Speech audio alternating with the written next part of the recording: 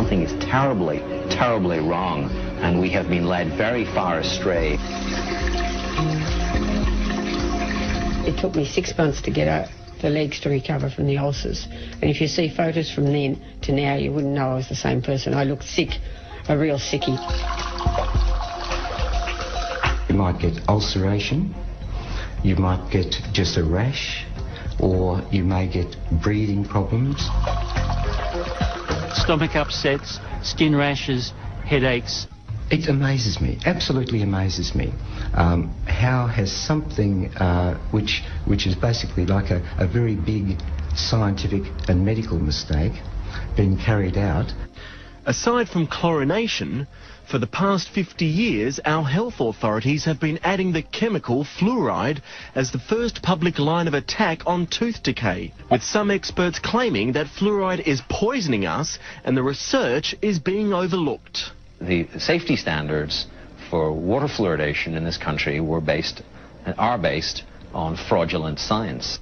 The claim of fraudulent science was boosted when a Harvard professor in the US came under investigation for burying the results when one of his students made a profound and terrifying discovery. There's the possibility that is now being looked at in the United States that fluoride might have increased the prevalence of a rare type of bone cancer in young men or boys.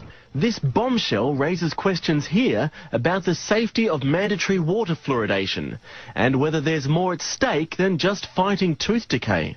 I believe it would kill me. Geelong grandmother Elaine Valentine says she couldn't understand why she was able to lead a normal, healthy life in her hometown, but whenever she headed to Melbourne and drank the water, she'd come home a very sick woman. I feel lousy and I get very lethargic, couldn't care less about anything. Very, very tired and very, very wheezy and just feel plain ill.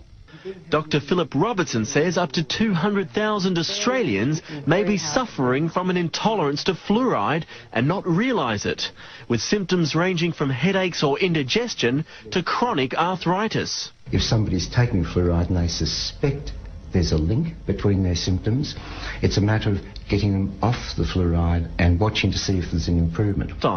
In some people it could be fatal. If I'd continued, it could have killed me. She's had to fork out hundreds of dollars for a reverse osmosis water filter, the only way to remove fluoride in the home, but says it's restored her health. Symptoms went almost immediately. Fluoridation in most water supplies involves putting in industrial waste, a waste from the phosphate fertilizer industry, into drinking water. And not only does it contain fluoride, but it contains traces of arsenic and heavy metals. So that in itself is pretty worrying.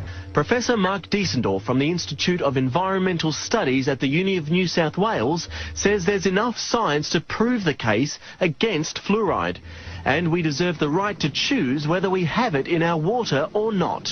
Even more frightening thing is that the health departments are not telling the truth about it. They are so committed to fluoridation that they are suppressing evidence of harm. Everyone has a right to be free from such exposures from what is essentially mass medication with an uncontrolled dose. So this is really a violation of ethics as well as a violation of people's health.